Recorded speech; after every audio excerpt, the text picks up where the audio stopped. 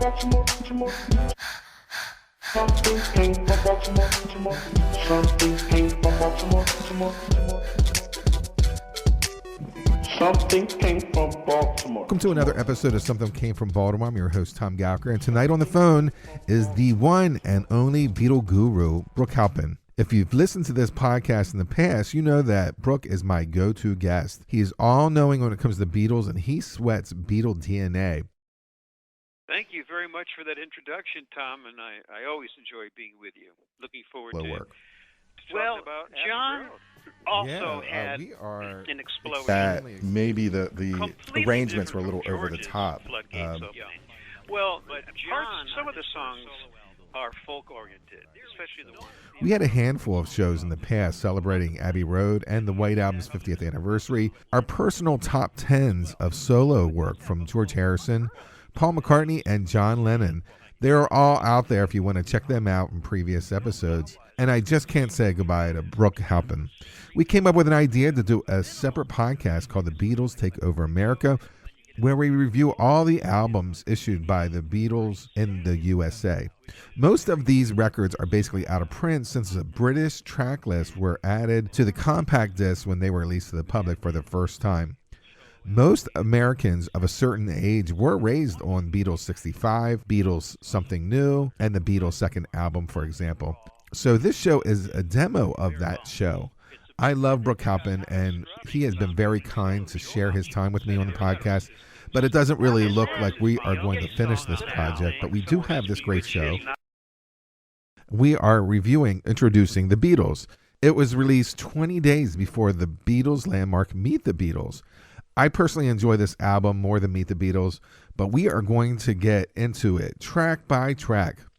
At first, Brooke Halpin has a radio show in Malibu called Come Together on KBU 99.1 every Saturday and Sunday, 12 noon to 1 Pacific time. He also wrote Do You Really Know the Beatles? And A Magical Mystery Time, along with a laundry list of accomplishments. Make sure to check out his work. I just want to mention that Something Came from Baltimore is a labor of love podcast. I am such a music fan, and I am happy to share these interviews with you. However, it is an independent podcast, and there is no revenue stream attached to this project. Hopefully someday, but not today. I am reaching out to the listeners to tip and help support our efforts. It's Cash App and Venmos, and it's available under the name Thomas Gowker, Gouker. If you don't have the money, I know times are tough. Subscribing to the podcast, making comments, and rating Something Came from Baltimore, obviously as a 5-star, helps drive advertisers to our podcast in the future. Welcome to the demo of Beatles Take Over America. It's already in progress. We're going to start going into the album just track by track. Let's talk about the album cover first. It's striking in the fact that it's very inoffensive, in my opinion, where how nice they look. It seems that it's done on purpose. So, once they open up the record, there's this amazing high energy, youth-oriented album. But you wanted to get a buy-in from the parents to just say, okay, I'm going to spend money on this album. These guys on the VJ cover are smiling. They're smiling. And they're clean. They're much more clean cut, I'd say. Their hair is shorter in this photograph, and they're very well dressed, very smartly dressed, with 3-piece suits, a vest, and they're wearing knit ties, and they look really nice. They don't look like a bunch of rock and rollers, mind you. When Brian Epstein had met them, they looked like a bunch of roughnecks, wearing their black leather outfits on stage. So this photograph is absolutely a result of Brian Epstein at the reins and managing the Beatles, no doubt. It starts off with I Saw Her Stand There, which is the B-side to I Want to Hold Your Hand. This song hit number 14, believe it or not, and it's ranked by Rolling Stone the 139th best song of all time. And in my opinion, it's a better song than I Want to Hold Your Hand. Well, you see, I Saw Her Standing There was never released as a single. It was the B-side. But because of the Beatles' immense popularity, radio stations were playing everything that they got their hands on. in early 1964. So they'd play the A side, then they would flip it over and play the B side on all of their singles. And so therefore it was never released as an A side, so it didn't get the attention that I Want to Hold Your Hand got. And musically, I Saw Her Standing There is quite customary in terms of the chord changes. There's nothing really unusual about it. But on the other hand, no pun intended, is that I Want to Hold Your Hand is far more advanced harmonically and musically. There's a lot more going on in terms of the arrangement and the harmony juxtaposed to the melody. I prefer I Want to Hold Your Hand over I Saw Her Standing There. But when you put the two of them together on one single, it was, my God, it was a 1-2 punch knockout. No doubt about it. Next song on the album is Misery. It's a John song. I love The World Is Treating Me Bad, Misery. It's going to be a drag, Misery. What's your thought about Misery? I think it's a good song, but the lyrics are completely dreary, and they're completely down. The world is treating me bad, misery. You know, it's like, who the hell wants to be surrounded in a world filled with misery? Yeah, it's terribly. I don't. It's not one of my favorite Beatles songs from this period, but I'm the kind of guy that never used to cry, blah blah blah blah blah, and I don't really care for it, Tom. It's okay, as I would call this a good album filler track is what I would categorize this song as. Our next song is Anna, Go With Him. Now this is. Oh yeah. Yeah, this is written by Arthur Alexander. It was released on Dot Records in 1962.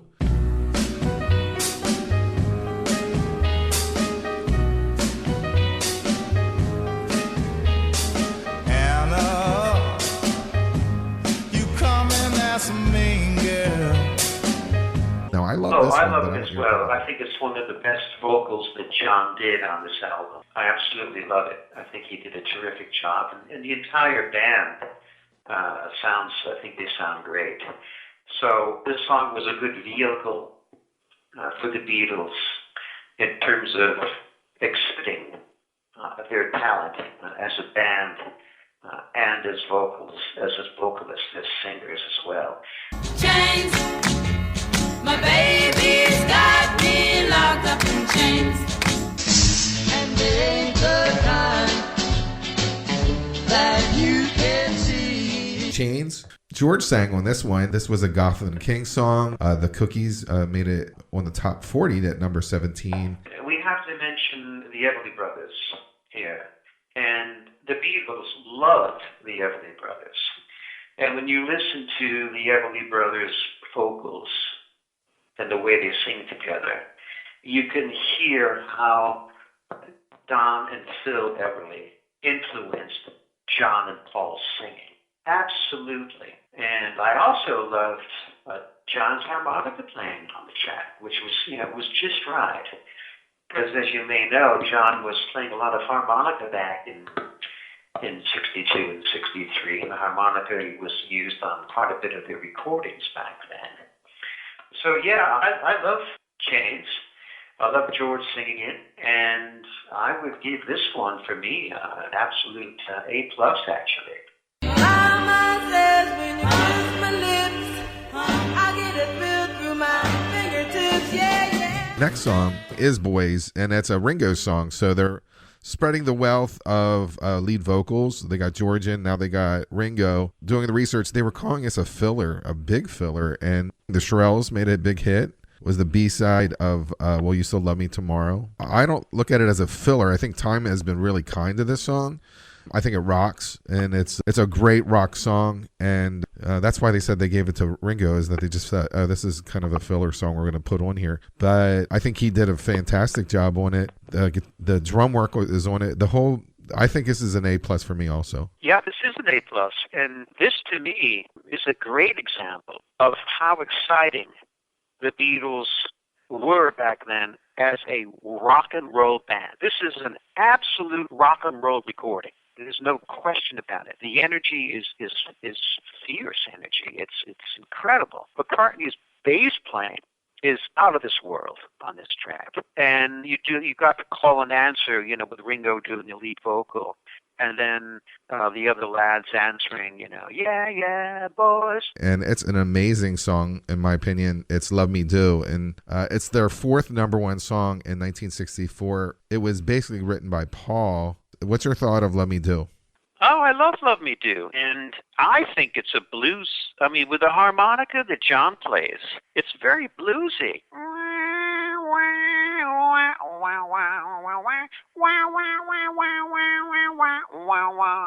That to me is a blues lick. And no one ever really calls this song blues. They call it pop and rock and roll. You could some people call it maybe R&B, but to me it's real bluesy. It's a bluesy song. I love it. And it was the first song that the Beatles released, in late 62. It wasn't a number one, but it cracked the top 20. And that was pretty damn good. It was very exciting because they always wanted to, make a record, as George said. So, yeah, I love Me Do. I still love Me Do. And I still, as a matter of fact, I still sing and perform Love Me Do whenever I'm performing around here. It goes right to the next song, which is P.S. I Love You. I love it. I think it's a great song. I think it's one of the best songs, actually. Paul mostly wrote that one. And I still love it as much as I did back in 64. We're talking about repetition of words, and writing letters was a big deal back in the 60s. Yes, it was, because people actually wrote letters back then. Nobody writes letters anymore. Yeah, that's right. It was part of the lifestyle that existed. If you wanted to communicate with someone, and you couldn't call them up long distance on the telephone, you didn't want to have to pay for those outrageous charges, people wrote lots of letters to people back in 64. Absolutely. So it's a beautiful love song. Absolutely. It's a great love song that Paul wrote. And I think it's still a great song. I think the song holds up today just as much as it did when it was released back then. I agree. And it has kind of either like a calypso vibe or some kind of a show-tuney kind of vibe to it. It said that his girlfriend was Dot Rome at the time, and that's who he wrote it for. There were big covers that were also hits by Sonny Curtis and the Chipmunks. If I give this a rating, I love this song. I'm going with A again.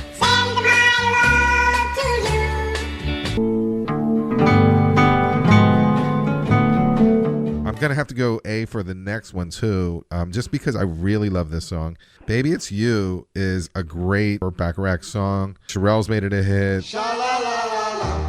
It's not the way you smile that touch my heart. But John Lennon just does a great, really soulful and throaty voice on this, and it's great. Oh, his vocals are superb. I think, again, similar to Anna. But maybe even his vocals are even better on Baby It's You. I mean, I think it's really sexy. His voice is it just pulls you in. He's got this sensuality, I should say, about it, his vocal. It's just one of his best vocals. I'd say one of his best vocals ever. I'd go as far as to saying that, Tom. I mean, that's how much I think of John singing on this song. Incredible. And I love the song, and I still play it quite a bit. I play it, on my radio show quite a bit whenever I feel like, oh, yeah, well, here's a great John song, a great example of John's great vocals, and I'll play Baby It's You. It's really gorgeous. And one of the things that's interesting on the recording is that George Martin is also on the track, and he plays the Celesta, which just, gives it that sort of ethereal touch to the recording, which is really nice. George did a lot more vocals, and when it came down to the records, he did less. But on this album, he has two songs, and it's Do You Want to Know a Secret, which was John basically recorded this song. It hit number 2, while Can't Buy Me Love was number 1. Billy Kramer and the Dakotas had a number 2 hit on it. You'll never know how much I really love you. You'll never know how much I really John was channeling a Disney song from Snow White called I'm Wishing. Want to know a secret? Promise not to tell. We are standing by a wishing well. That his mom Julia would sing to him. And it was the most successful song from George all the way up until Something, chart-wise. And there's no drums on this song. And I love this song. Oh, yeah. Yeah, it's a great vocal. I even love the introduction, the slow introduction. The thing that also is interesting is the production of the song. The background vocals that's John and Paul. When you listen to it, they're completely bathed in a lot of reverb. It's great. It's such a great sounding recording. But lyrically, it's quite thin because it just keeps repeating pretty much the same verse over and over again, except for the bridge, of course, has different lyrics.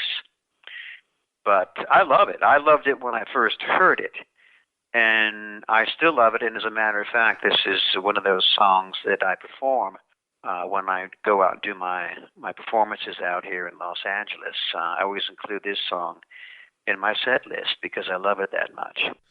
Now, just because we're, basically 50 years into this, I'm on a lot of Facebook Beatles sites, I guess you are too. And a lot of times A Taste of Honey is noted as the worst song or one of the worst songs that the Beatles ever did, which is a little shocking to me. Lenny Welsh made it a hit in 1962 on the R&B charts. Barbra Streisand added it to her debut album in 63. Bobby Scott and Rick Morrow did an instrumental version in 1958 that Herb Alpert kind of elaborated on.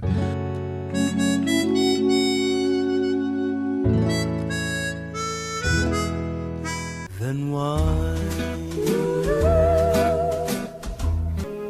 He will return, he will return.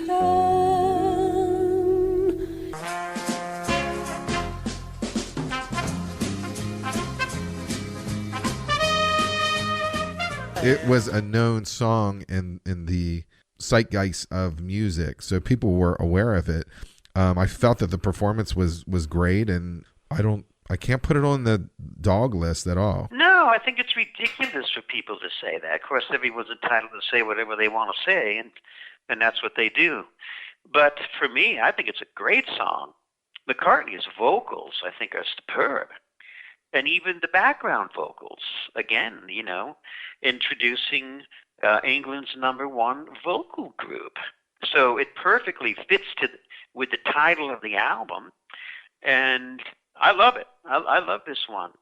Absolutely love A Taste of Honey. And, who doesn't want a taste of honey? I mean, I admit that Paul's voice is very silky, and it's a great recording of his sound, of what he sounds like. It's really pretty. Yeah, I love it very much, and I'm glad that they included it on this LP.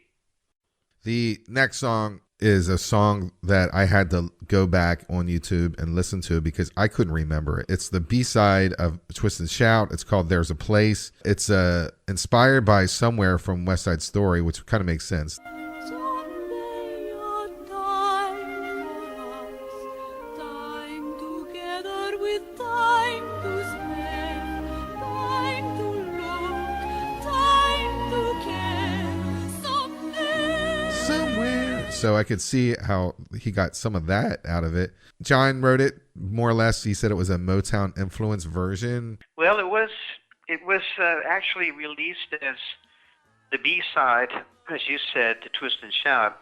It was released as a single on Polly Records, which I had back then. And I love it because it's about escapism. For teenagers, you think teenagers want to be sitting at home with their mom and dad? No. They want to go to a special place where they can escape to. And that place was the place that the Beatles created with their recordings. So sometimes that place would be their bedroom with the door closed, listening to this record over and over again. That was a place where they could go when they felt low, when they felt blue. And so lyrically, I think it's quite advanced. I think it's lyrically one of the most advanced songs that the Beatles did in 1964. So we end the album with an epic song, Twist and Shout. There's obviously, it's an Isley Brothers song from 1962. It was the last song from a 13-hour session they had 15 minutes left. It's a great story. John was already hoarse, and they recorded this in one take, which is amazing. Just amazing. What do you think Ferris is going to do?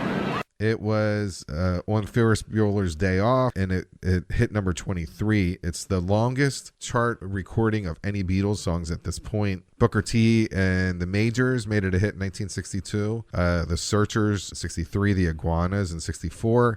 This was a hot song. The Isley Brothers had a whole different take on it. And the Beatles, like when you compare the two, you're like, oh, there is another recording. It'll be kind of etched in, I guess, in pop culture forever. I have nothing bad to say about this. I think it's like fantastic. It's a great bar song. When I disc jockeyed, I would play this song and people scream this song. It's awesome.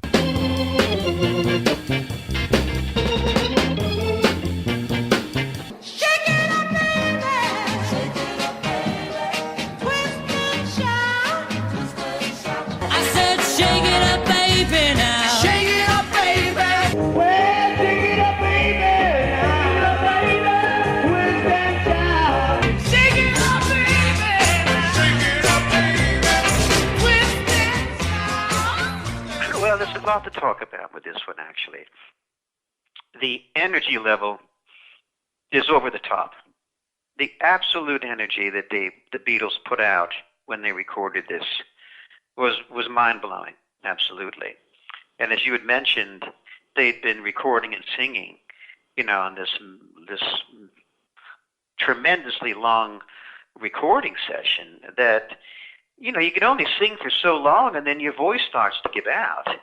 But they had to record this one more song. So John, of all things, what he did was, because he had a cold anyway, he was drinking milk to help him get through the recording of this song, which is pretty unusual. I guess it was to soothe his throat, but, milk also creates phlegm.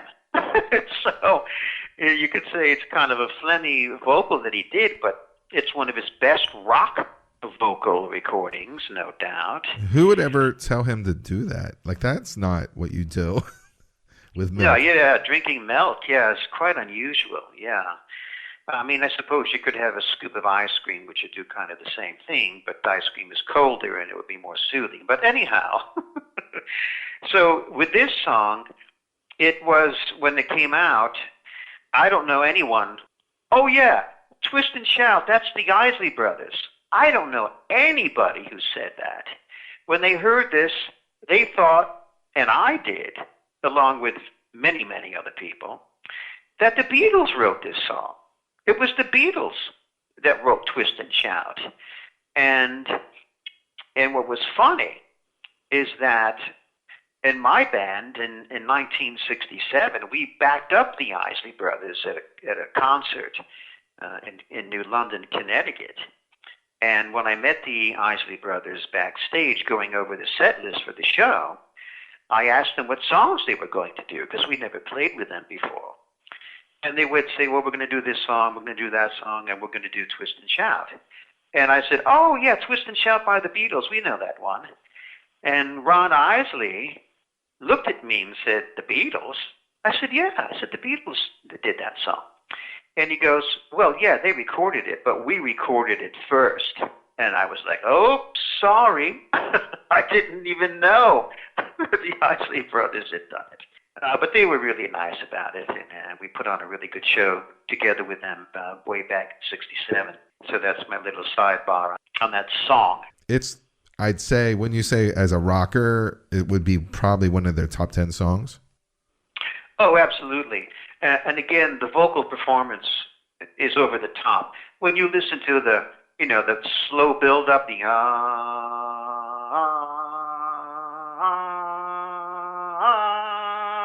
I mean, come on.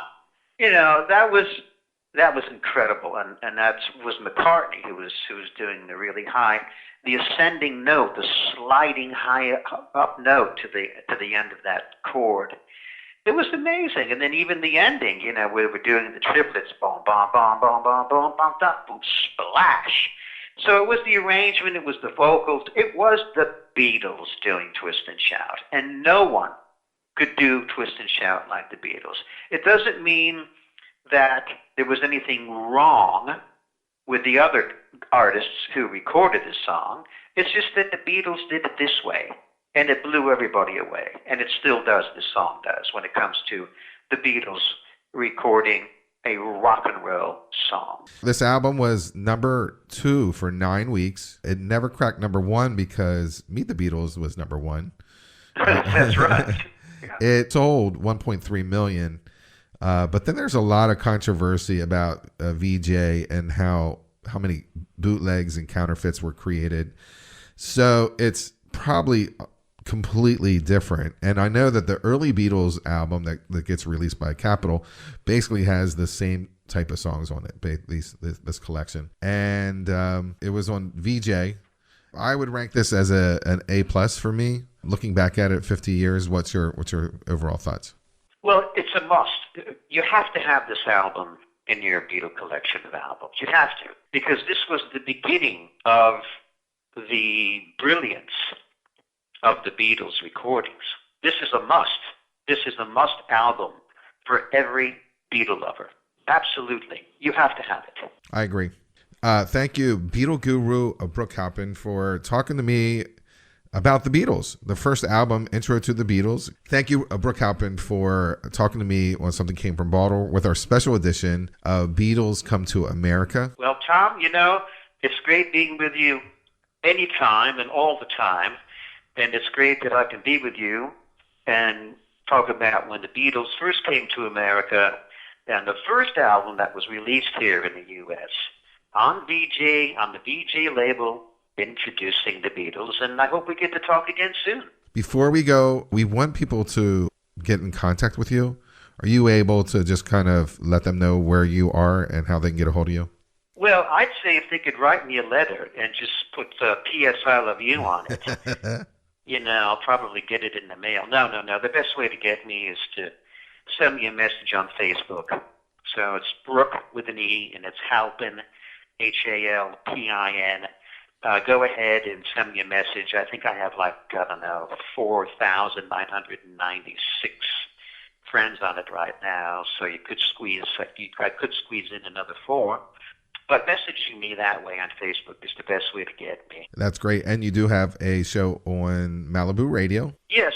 Come Together with the Beatles and Brooke Halpin is on every Saturday and Sunday at 12 noon Pacific on RadioMalibu.net. And the 5-year anniversary of my first broadcast is coming up in a couple of weeks. Actually, I think, a couple of weeks. So it's been on for 5 years. And it's been a lot of fun, and I'm still continuing to produce and host those shows. So this weekend, I'm not quite sure what it is, to be honest with you. But for those of you who love the Beatles, I do themes. My shows always have a theme about them. So tune in this any Saturday or Sunday at 12 noon Pacific at RadioMalibu.net, and you'll hear me and Come Together with the Beatles. All right. Thank you, Brooke Halpin, for being the Beatle Guru, for talking to me today. Something came from Baltimore. Something came from Baltimore. Something came from Baltimore. Something came from Baltimore. Hi, it's Tom Gauker, and I am the host of Something Came from Baltimore. Something Came from Baltimore is a words and music podcast, and it has famous and future famous artists like Sean Jones, Rupert Holmes, Auntie Hammy, Joey DeFrancesco, Go-Go Penguin, Joey Alexander, Bucanti, Gerald Albright, Paula Cole, and Kat Edmondson. It's music that matters. It's music for your ears. Listen and subscribe to Something Came from Baltimore and be a part of that Be More music scene. Something came from Baltimore. Something came from Baltimore. Something